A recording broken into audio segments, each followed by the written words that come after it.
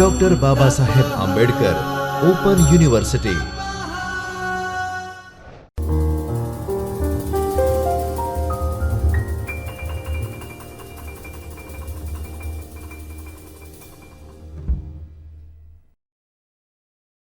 નમસ્કાર વિદ્યાર્થી મિત્રો, હું Vishal M Tundaliya, assistant professor of political science, doctor Baba Saheb Ambedkar open યુનિવર્સિટીના ચૈતન્ય સ્ટુડિયોમાંથી આપ સૌનું ખૂબ હાર્દિક સ્વાગત કરું છું. મિત્રો, આપણે છેલ્લા ટૉપિકથી રાજકીય પક્ષોનું શું ભૂમિકા છે એના અનુસંધાનમાં આપણે ચર્ચા હાથ ધરી છે. લાસ્ટ ટૉપિક જે હતો એને જ આપણે થોડું કન્ટિન્યુ કરી રહ્યા છે. રાજકીય પક્ષોના અનુસંધાનમાં આજનો આપણો વિષય છે કે રાજકીય પક્ષોના પ્રકારો કયા કયા હોઈ શકે, અને બેઝિકલી થિંક કે રાજકીય પક્ષોની જે ઉત્પત્તિ થઈ એનો જે સમયગાળો હતો એ પર્ટિક્યુલર વિવિધ સમયગાળાની અંદર એમની શું વિકાસ થયો, એમના કયા કયા તબક્કાઓ હતા, કયા કયા પોઈન્ટ હતા, કઈ કઈ એવી ઘટનાઓ પર્ટિક્યુલર એ સમયની અંદર ઘટી કે જેથી કરીને રાજકીય પક્ષો એનો ધીરે ધીરે પછી વિકાસ થયો. શરૂઆત 1947થી આપણે કરીએ અને વિવિધ પ્રકારના તબક્કાઓ એમાં આપણે વર્ણવી શકીએ છીએ. પણ આજના જે ટૉપિક છે એમાં આપણે 1947થી 1980 સુધી શું એની તબક્કાવાર પ્રોસેસ રહી એના અનુસંધાનમાં આજે આપણો વિષય રહેશે, આપણો ટૉપિક રહેશે. તો વિષયની શરૂઆત કરીએ.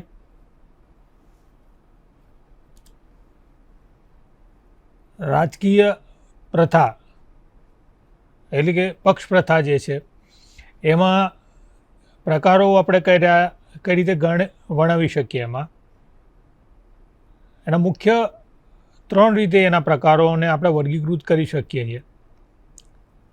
એક છે એક પક્ષ પ્રથા, સેકન્ડ છે દ્વિપક્ષ પ્રથા, અને ત્રીજું છે કે બહુપક્ષ પ્રથા. એટલે લાસ્ટ ટૉપિકની અનુસંધાનમાં આપણે એ ચર્ચા કરી હતી કે એક પક્ષ પ્રથા એટલે કે જ્યાં કોઈ એક પક્ષ એનું જે વર્ચસ્વ હોય, એની સર્વોપરિતા હોય. દેખીતી જ્યારે એક પક્ષ પ્રથા અસ્તિત્વમાં આવતી હોય ત્યારે એને મનસ્વીપણું એમાં બેઝિકલી આવતું આપણને જોવા મળે છે. એની સામે દ્વિપક્ષ પ્રથામાં શું આપણે બેનિફિટ થઈ શકે છે કે લોકશાહી તંત્ર જે વ્યવસ્થા છે એમાં દ્વિપક્ષ પ્રથા that is a very important thing, કે જ્યાં એક પક્ષ હોય જે સરકારની રચના કરે છે અને જ્યારે બીજો પક્ષ હોય છે તો એની જે કામગીરી છે, એની વિચારધારા છે, એની નીતિઓ છે, જો એ યોગ્ય દિશામાં ના હોય તો એનો વિરોધ કરે છે, એટલે કે વિરોધ પક્ષ તરીકે. તો દ્વિપક્ષ પ્રથા એ રીતે અસ્તિત્વમાં આવે. અને બહુપક્ષ પ્રથા એટલે કે 2 કરતાં પણ વધારે પક્ષો જ્યાં બધા અસ્તિત્વમાં આવતા હોય છે જે તે રાષ્ટ્રની અંદર, જે તે પ્રથાની અંદર.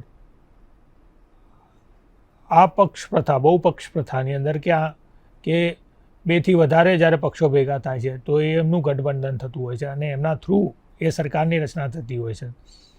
તો આ રીતે આપણે પક્ષ પ્રથાને 3 રીતે ડિવાઈડ કરી શકીએ છીએ. એક પક્ષ પ્રથા એ મતદાનને વૈકલ્પિક પસંદગીની તક એમાં મળતી નથી. એમાં જે એક જ પક્ષ હોય છે એનું વર્ચસ્વ હોય છે, એમાં કોઈ પણ જાતનો વિકલ્પ એમાં નથી મળતો. એ એક પક્ષ પ્રથાની વાત થઈ. પરંતુ જ્યારે દ્વિપક્ષ અને બહુપક્ષ પ્રથા જે છે એમાં આપણે એકથી વધારે વિકલ્પ એ મળી જાય છે અને એટલા માટે જ એ લોકતંત્રની અંદર આ જે પ્રથાઓ છે દ્વિપક્ષ પ્રથા અને બહુપક્ષ પ્રથા એ ખૂબ ચલિત છે.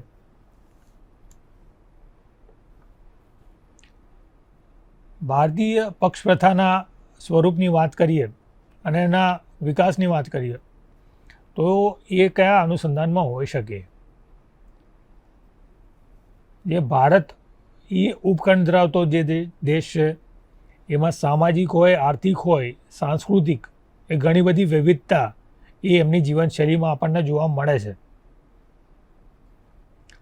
આના અનુસંધાનમાં કે ભારતીય પક્ષ પ્રથાનું સ્વરૂપ એ રાજ્યોના જે લક્ષણો છે, એની પ્રાદેશિક છે, એની સાંસ્કૃતિક વિભિન્નતાઓ છે, એની ભૌગોલિક વિશાળતાઓ છે, જે સામાજિક પરિવર્તનનો પ્રભાવ છે, એ બધું વસ્તુઓ જે છે એ સ્પષ્ટ રીતે એમાં દેખાતી આપણને જોવા મળે છે કે એનું સ્વરૂપ કઈ રીતે વિકસે છે. કે કોઈ પણ એક પક્ષ હોય તો એનું સ્વરૂપ કઈ રીતે ડિપેન્ડન્ટ હોય છે, તો એ કઈ રીતે ફેક્ટર્સ કરે છે, તો એ પ્રાદેશિક હોય, સાંસ્કૃતિક જે વિભિન્નતાઓ હોય છે, જે એમનું કલ્ચર જે છે એ એની ભૌગોલિક વિભિન્નતા છે, એના સામાજિક જે માળખાઓ છે એની અસર એ જે તે પક્ષોના ઉત્પન્ન માટે ઘણું એવું નિર્ણાયક પરિબળ બનતું હોય છે અને એ રીતે પક્ષ પ્રથાનું એક સ્વરૂપનું માળખું ઊભું થતું હોય એવું ચોક્કસ રીતે આપણને લાગે. ભારતમાં જે પક્ષ પ્રથાનો પ્રારંભ થયો એનો યશ આપણે કોંગ્રેસને જરૂર આપી શકીએ કે જેની સ્થાપના 1885માં આપણને થયેલી જોવા મળે. કે આ એક સમયગાળાની અંદર એ જે સમય હતો એ સમયગાળા દરમિયાન કોંગ્રેસ એક એવો પક્ષ હતો કે જેની એ ટાઈમે પક્ષમાં તરીકે ઉત્પન્ન થઈને એમાંથી પછી આપણે પક્ષ પ્રથાની શરૂઆત આપણને જોવા મળે. 1947થી જે યાત્રામાં અન્ય પક્ષોનો પણ એમાં ઉમેરો થઈ ગયો કે 1947 સુધી કોંગ્રેસ એક પક્ષ તરીકે એનો ઉદ્ભવ થયો હતો, પરંતુ 1947 બાદ આપણે જોઈએ છે એ કેટલાય રાજકીય પક્ષોનું નિર્માણ થયું અને એમની ભારતીય લોકતંત્રની અંદર એમની ચોક્કસ એવી ભૂમિકાઓ રહી. કેટલાક સાંસ્કૃતિક હોય, સામાજિક હોય, આર્થિક પરિબળો જે આંદોલનો છે એ પણ એમાં આપણને જોવા મળ્યા છે, જેમાંથી અમુક કિસ્સામાં અને પછીથી એ લોકો રાજકીય પક્ષ તરીકે જન્મ્યા છે કે જે પક્ષો જે છે કે જે 1947 પહેલાં ઘણા બધા એવા સાંસ્કૃતિક, સામાજિક અને ધાર્મિક આંદોલનો થયા કે જેમાં ચોક્કસ રીતે કોઈ પણ એક સમુદાયનું એક ચોક્કસ એવી ભૂમિકા રહી અને ધીરે ધીરે પછી એનું નિર્માણ એ રાજકીય પક્ષો તરીકે થયું. કયા આપણે ગણી શકાય એમાં? તો જે મુસ્લિમ લીગ છે, દક્ષિણ ભારતમાં જે જસ્ટિસ પાર્ટી છે, જે કેન્દ્રીય શીખ લીગ છે, ભારતીય સામ્યવાદી પક્ષ હોય, RSS હોય, હિન્દુ મહાસભા હોય, આ બધા જે પક્ષો જે છે એમનું નિર્માણ જે છે એ આંદોલનકારી તરીકે થયું 1947 પહેલાંનું વાત, અને ધીરે ધીરે પછી એમની રચના એ પક્ષ તરીકે થઈ. અને આથી આપણે જોઈ શકાય કે કેટલાક એવા રાજકીય પક્ષો જે પ્રદેશ હોય, રાજ્ય હોય કે રાષ્ટ્રીય સ્તરે જે સક્રિય છે અને તેમનો ઉદ્ભવ 1947 પહેલાં જે તે આંદોલનના ભાગ સ્વરૂપે થયો. તો આ રાજકીય સ્વતંત્રતાનું આંદોલન એ કોંગ્રેસ પક્ષનું નેતૃત્વ અને સંગઠન તેમને સંભાળ્યું હતું. તો કોંગ્રેસ પક્ષના જ્યારે આપણે વાત કરીએ છીએ એના અનુસંધાનમાં, તો એને આપણે કયા તબક્કાઓમાં વર્ણવી શકીએ? તો એને આપણે બેઝિકલી કોંગ્રેસના 3 તબક્કા જે મુખ્ય એના રહ્યા એના ઉપર આપણે થોડું ફોકસ કરીએ. કયા? તો 1885થી તે 1904 સુધીનો એનો તબક્કો રહ્યો, જેમાં કોંગ્રેસ કે જેમાં શિક્ષિત જે મધ્યમ વર્ગ હતા, જે પશ્ચિમી સભ્યતાના પ્રભાવથી અંજાયેલા જે વેપારી વર્ગ હતા, જે જમીનદારો હતા, વકીલો જે હતા, એમે આ બધો મંચ એ પૂરો પાડ્યો. જે ધારાકીય સમિતિઓના પ્રતિનિધિઓની પણ એમણે માંગ કરી.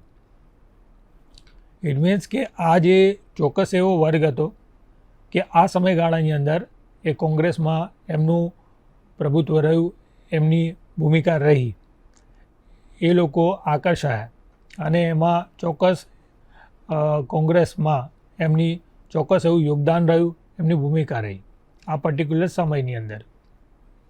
ત્યારબાદ એનો તબક્કો આવે કે 1905થી લઈને 1918 સુધીનો આપણે બીજા તબક્કામાં એને વર્ણવી શકીએ કે કોંગ્રેસમાં એક રાષ્ટ્રવાદી વિચારધારા એમણે અપનાવી અને આ પીરિયડની અંદર બે જૂથો એટલે કે એક મવાડ જૂથો અને જહાલ જૂથો વચ્ચે એક વૈચારિક સંઘર્ષને કોંગ્રેસે એ સમાધાન કરીને એક મંચ પૂરો પાડ્યો. એટલે કે આ એક પીરિયડ થયો કે જેમાં મવાડ જૂથો અને જહાલ જૂથો છે એમની એક ચોક્કસ ભૂમિકા રહી તો આ પર્ટિક્યુલર ટાઈમમાં. ત્યારબાદનો ત્રીજો તબક્કો આવે કે જેમાં 1919થી લઈને 1947 સુધીનો આ તબક્કા કે જેમાં આપણે ગાંધીજીનું જે નેતૃત્વ છે એમણે આ તબક્કામાં યોગ્ય યોગદાન આપ્યું, એમની ભૂમિકા અદા કરી, એમણે એનું નેતૃત્વ સંભાળ્યું. એમનું જે આંદોલન છે એ વિશાળ એ જનસંઘર્ષમાં એ તબદીલ થયું અને એમાં મવાડપંથી હોય, ઉદામપંથી હોય, ઉદારમતવાદી હોય, ક્રાંતિકારી હોય, વૈચારિક હોય, વર્ગીય હોય, પ્રાદેશિક હિતો ધરાવતા તમામ એ પ્રદેશના સંગઠનના નેતૃત્વ હેઠળ સ્વતંત્રતા માટે એ લોકો જોડાયા. એટલે કે એક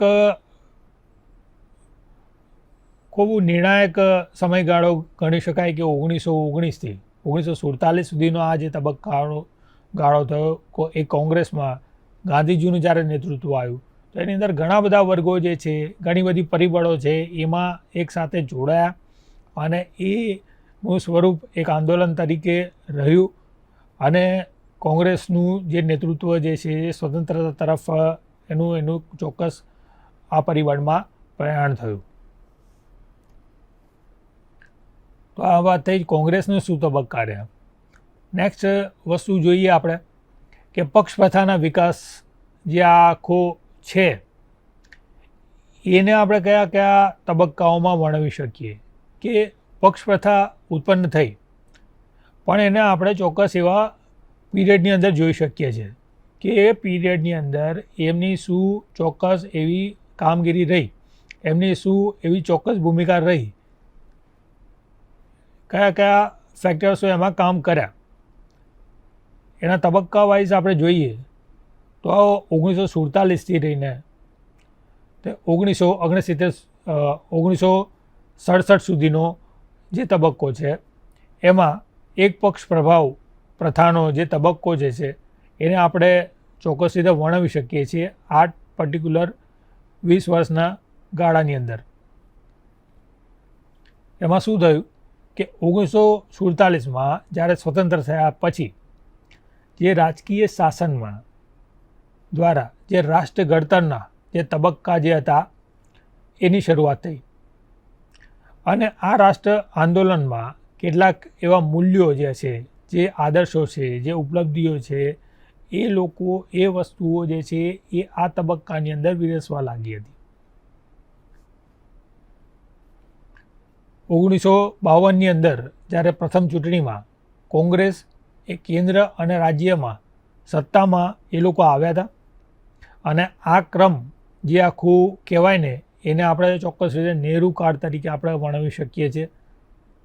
આ ચૂંટણીઓમાં કોંગ્રેસનું જે પ્રભાવ જે છે, જે વર્ચસ્વ છે એ સક્ષમ એ પડકાર નહીં હોવાથી આ એક તબક્કો જે છે જેમાં એક પક્ષ પ્રભાવ પ્રથા તરીકે આપણે ઓળખી શકીએ કે એની કમ્પેરિઝનમાં કોંગ્રેસની તુલનામાં આ તબક્કાની અંદર બીજો કોઈ એવો પક્ષ અસ્તિત્વ ધરાવતો ન હતો અને માટે આ જે પીરિયડ છે 20 વર્ષનો ગાળો એને આપણે ચોક્કસ એવું કહી શકાય કે કોંગ્રેસની એક ચોક્કસ એવી ભૂમિકા રહી અને એ તબક્કાને આપણે ચોક્કસ એવું ગણી શકાય કે એક પક્ષ પ્રથાનો પ્રભાવ આ પર્ટિક્યુલર સમયગાળાની અંદર આપણે રહ્યો.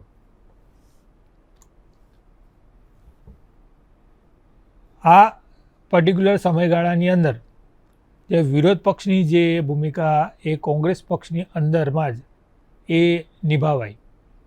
એટલે કે કોંગ્રેસ પક્ષ જ સત્તા પર હતો અને કોંગ્રેસ પક્ષ જ એ વિરોધમાં હતો. એટલે કે વિરોધ પક્ષની ભૂમિકા પણ કોંગ્રેસે જ અદા કરી. જે નાના પક્ષો દેશો કે રાજ્યમાં કોંગ્રેસનો વિકલ્પ એ કોઈ પણ બની શક્યા નહીં પર્ટિક્યુલર આ ટાઈમે. અને વિરોધ પક્ષ વેરવિખેર હોવાથી કોંગ્રેસે વિરુદ્ધના જે મતો જે છે એ વહેંચાઈ જઈ અને વિભાજિત થયા પર્ટિક્યુલર આ ટાઈમે. કોંગ્રેસને 40થી 45% આસપાસ મત મળે તો પણ તેમને બહુમતીની બેઠકો એ મળી જતી હતી પર્ટિક્યુલર આ સમયે. કોંગ્રેસની વિચારધારા જે છે એનું વર્તુળ જે છે એ ખૂબ મોટું હતું અને એમાં અન્યની તમામ વિચારધારા જે છે એ સરળતાથી એ હળીભળી જતી હતી. શા માટે? કારણ કે એમની જે એ પર્ટિક્યુલર સમયગાળાની અંદર કે કોંગ્રેસની જે વિચારધારા છે એનું વર્તુળ જે છે એનો વ્યાપ્ત છે એ ઘણો વિશાળ માત્રામાં હતો અને માટે જે તમામ જે વિચારસરણીઓ છે એ એમાં ભેટ એ ભળી જતી એ આપણને આ ટાઈમમાં જોવા મળે. સરદાર પટેલજીના નેતૃત્વમાં ઘડાયેલું જે પક્ષનું સંગઠન પણ એ સશક્ત હતું અને એના લાભ એ 2 દાયકા સુધી એ કોંગ્રેસને ચોક્કસ રીતે મળેલો એ આપણને આ પર્ટિક્યુલર ટાઈમમાં આપણને જોવા મળે છે. આ જ અનુસંધાનમાં બીજો તબક્કો આપણે કઈ રીતે વર્ણવી શકીએ તો 1966થી 67થી 1975 સુધી એને આપણે કઈ રીતે વર્ણવી શકીએ તો એમાં બહુપક્ષ પ્રથાનો આ તબક્કો આપણે ચોક્કસ રીતે કહી શકીએ કે એમાં બહુપક્ષ પ્રથાનો પ્રારંભ થયો. આની પહેલાં એક પક્ષ પ્રથા હતી પણ હવે આ એક પર્ટિક્યુલરમાં બહુપક્ષ પ્રથાની શરૂઆત થાય છે કે જેમાં કોંગ્રેસની જે સમાજવાદી નીતિઓથી જે અસંતોષ અને વિરોધનો વંડોળ આ તબક્કામાં આપણે શરૂ થતો એ જોવા મળે છે. જે ઉદ્યોગપતિઓ હોય, જમીનદારો હોય, ધનિકો હોય કે પૂર્વ રાજવીઓ હોય એ લાયસન્સ કોટા જેનો ત્રાસ હતો એનાથી એના રાસથી એ લોકો ત્રાહિમામ થવા માંડ્યા. એ ત્રાસવા લાગ્યા. એમના લાયસન્સ અને કોટાનો જે આખો પીરિયડ આવ્યો એ તબક્કો આવ્યો એનાથી એ લોકો ઘણા વિચલિત રહ્યા. આ જ તબક્કામાં એનું મહત્ત્વ એ બન્યું કે જે 6 રાજ્યો હતા એમાં પછી કોંગ્રેસની જે હતી એ હાર થઈ અને જે ડાબેરીઓ હતા, જે જમીનીઓ પક્ષો હતા જેમ કે CPI છે, CPM છે, જનસંઘ છે, એની સામે કોંગ્રેસની એક સીધી સ્પર્ધા થવા લાગી. આ બધા જે પક્ષો જે છે એનું પણ થોડું વર્ચસ્વ એ પર્ટિક્યુલર એ વધવા લાગ્યું અને 1969માં એવો એક તબક્કો જો આપણે જોઈ શકીએ કે જેમાં કોંગ્રેસનું ટોટલી એ વિભાજન થયું. તો આ એક પર્ટિક્યુલર સમય હતો કે જેમાં આ ભૂમિકા રહી કે જેમાં બહુપક્ષ પ્રથાનું અસ્તિત્વ આપણને જોવા મળે. વિરોધ પક્ષની જે એકતા સામે કોંગ્રેસના જે પડકારો જે હતા એ કંઈક વધ્યો. લોકસભા અને વિધાનસભાની જે ચૂંટણીઓ એ અલગથી યોજી અને વિરોધ પક્ષનો જે વધતો પ્રભાવ એ અટકાવાયો. ગરીબી હટાવો અને વિદેશ નીતિના રાષ્ટ્રીય મુદ્દાઓ આગળ કરીને કેન્દ્ર સરકાર એ ટકાવી અને રાજકીય પ્રક્રિયાને એક નવા સમૂહો અને વર્ગોમાં એ પ્રવેશ્યા અને સ્પર્ધાઓ એ પર્ટિક્યુલર ટાઈમની અંદર એમાં વધતી હોય એવું આપણે ચોક્કસ રીતે જોઈ શકીએ. જ્યારે રાજ્યોમાં મિશ્ર પક્ષ સરકારના જે ગઠન થયા એમાં કેન્દ્રમાં સત્તાનું એક અથ્થું એ ઉપયોગ એ વધતા આપણને જોવા મળે.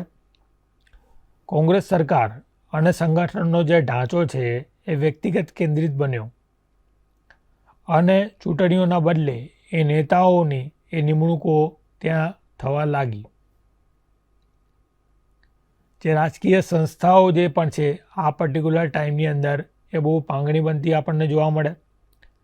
બંધારણનું જે સમવાયી આખું ઢાંચું છે એ પણ એના ઉપર પણ જાણે સંકટ ઘેરાતું હોય તેવું આપણને એવું ચોક્કસ આ સમયમાં લાગ્યું. અને કેન્દ્ર અને રાજ્ય વચ્ચેના જે સંબંધો જે છે એ પર્ટિક્યુલર આ સમયમાં એ બગડ્યા હોય એવું પણ આપણને આ ટાઈમમાં આપણને જોવા મળે છે.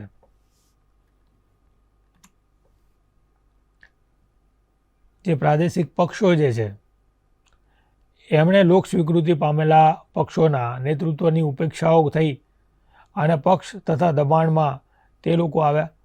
વિરોધ પક્ષોએ કોંગ્રેસને ભેંસમાં લેવાની એક નવા મુદ્દાઓ એમને ચોક્કસ રીતે મળેલા આપણને જોવા મળે અને આથી રાજ્યમાં પક્ષની જે સરકતા છે એ જનાધારને બચાવવા તથા મજબૂત કરવા માટે કોંગ્રેસે એ લોકરંજક નીતિઓ વિવિધ પ્રકારની જે છે એ અપનાવેલી એ આ તબક્કામાં આપણને જોવા મળે.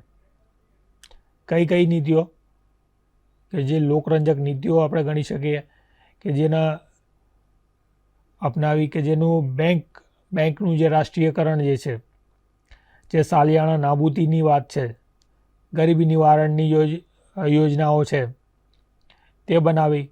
આ એટલે એનો ચૂંટણીઓમાં એમણે કંઈક ચોક્કસ રીતે આ બધી પોલિસી જે લોકરંજક નીતિઓ હતી એનો લાભ એમને ચોક્કસ રીતે જોવા મળ્યો.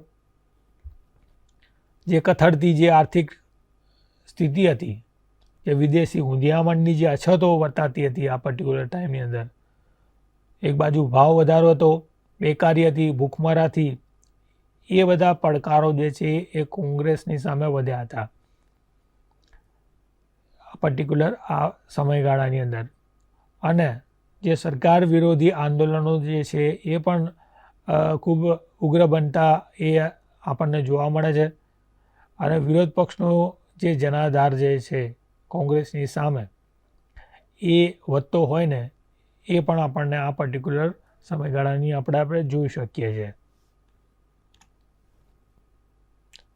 તો આ એક એનો બીજો તબક્કો હતો.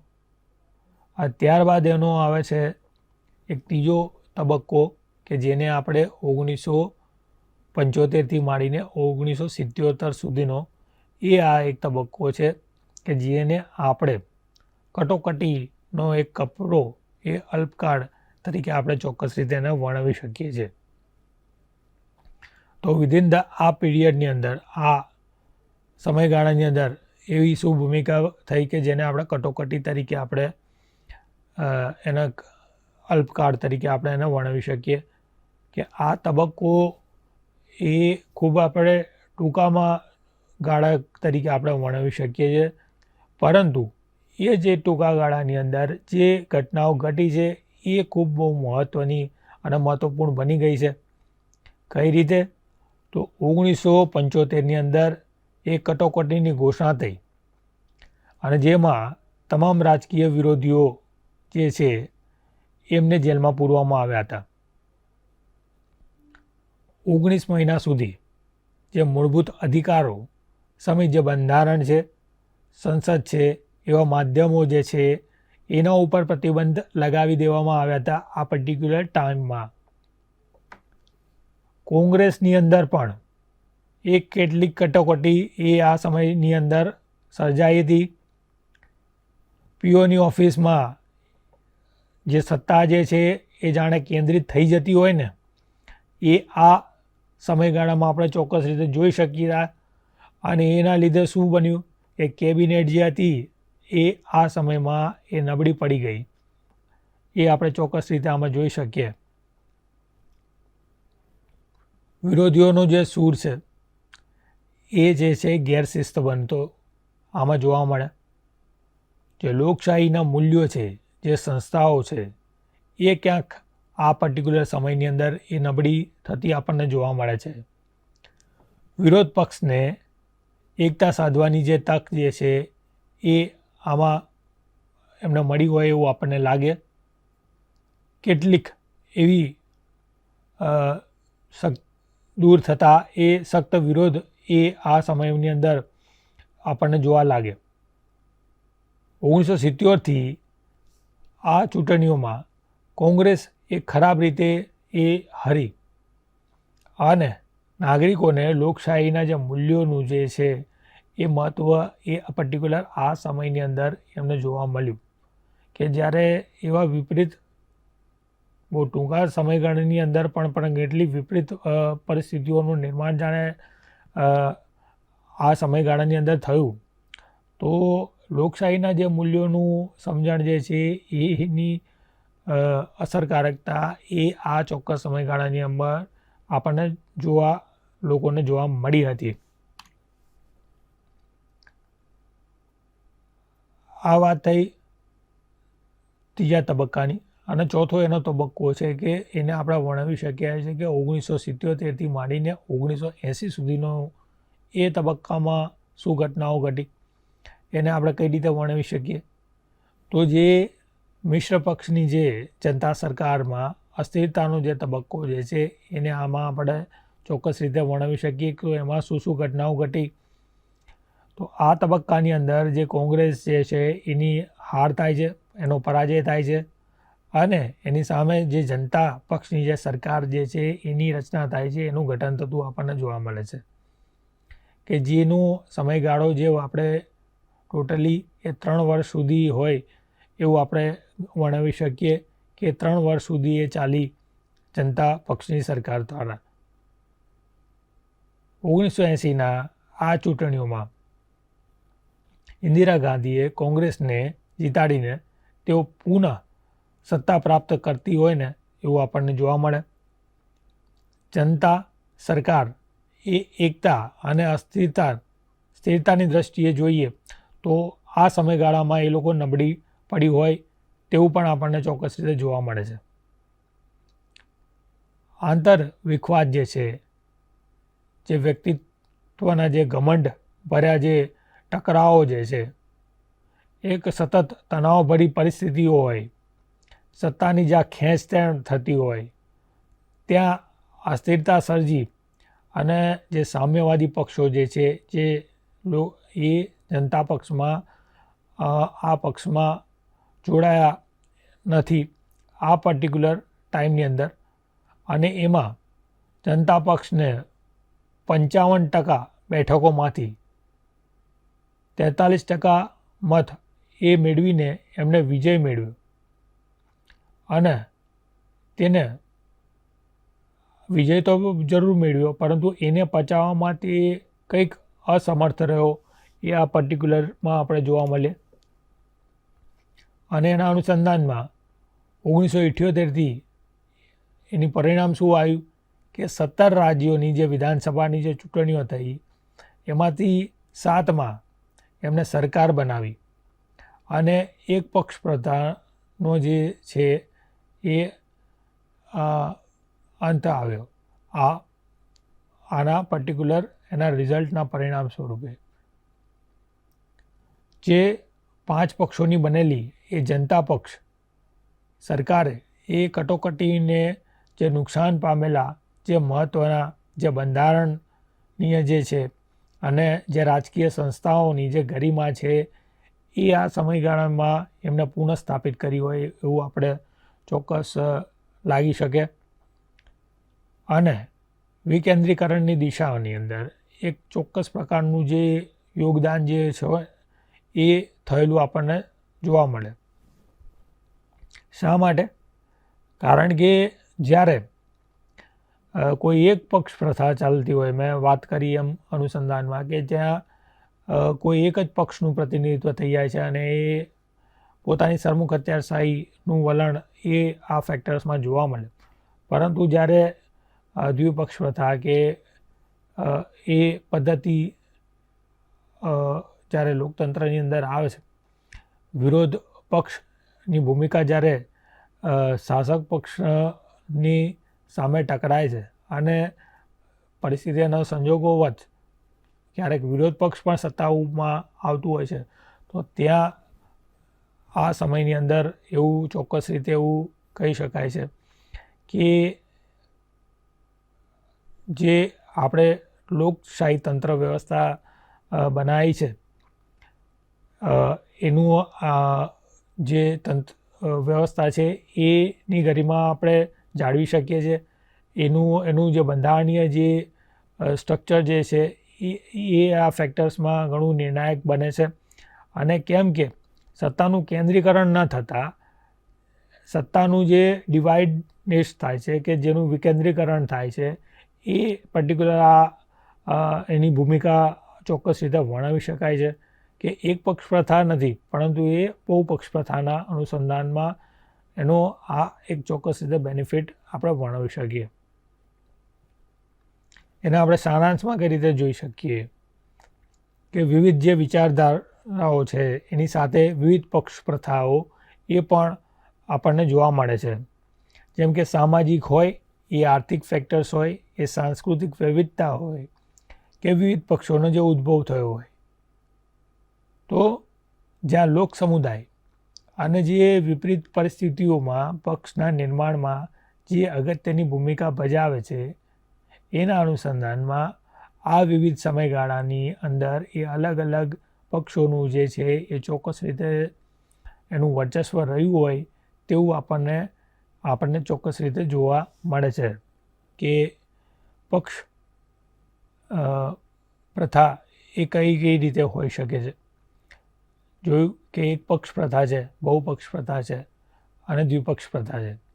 અને આપણે આ પર્ટિક્યુલર 1947થી માંડીને 80ના દાયકા સુધી કઈ રીતે કે કોઈ એક પક્ષ પ્રથા જે છે એનું પર્ટિક્યુલર એક સમયગાળાની અંદર એનું માપદંડ હતો, એની શું ભૂમિકા હતી, એ સમયગાળો શું હતો. આ એક એનો તબક્કો રહ્યો. ભારતીય લોકતંત્રની અંદર પક્ષ પ્રથાની શું ભૂમિકા રહી. આપણે એ પણ જોયું કે કોંગ્રેસની શું ભૂમિકા રહી, એના કયા કયા તબક્કાઓ હતા. પક્ષ પ્રથાના અનુસંધાનમાં આ એક ટૉપિક હતો કે જેની રજૂઆત મેં આ સમયગાળામાં આ ટૉપિકમાં તમારી સમક્ષ રજૂ કરી. આ અનુસંધાનમાં હું આશા રાખું કે કંઈક અંશે આની થોડી સમજ તમારી સમક્ષ આવી હશે. એ સાથે આજનો જે ટૉપિક છે એને હું વિરમું છું. જય ભારત, જય હિન્દ.